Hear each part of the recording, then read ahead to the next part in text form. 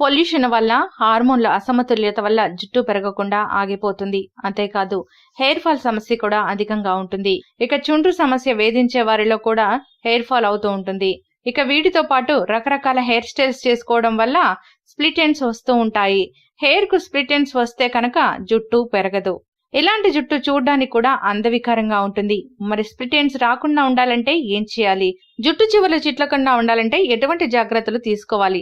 సహజ సిద్ధ పదార్థాలతో స్ప్లిట్ ఎండ్స్ ను తగ్గించేది ఎలా? ఎలాంటి చిట్కాలని తెలుసుకోవడానికి ఈ వీడియో పూర్తిగా చూడండి. ముందుగా స్ప్లిట్ ఎండ్స్ వేధిస్తున్న వారికి బటర్ బాగా పనిచేస్తుంది. బటర్ ను కరిగించి అందులో రోజ్ వాటర్ మిక్స్ చేసి తలకు పట్టించాలి. దానికి షవర్ క్యాప్ పెట్టుకుని గంట సేపు అలాగే ఉంచాలి.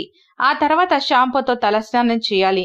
ఈ ప్యాక్ ను వారంలో ఒకసారి వేసుకుంటే జుట్టు డ్యామేజ్ అవ్వడం తగ్గుతుంది. అంతేకాదు స్ప్లిట్ ఎండ్స్ ఉన్నా తగ్గిపోతాయి.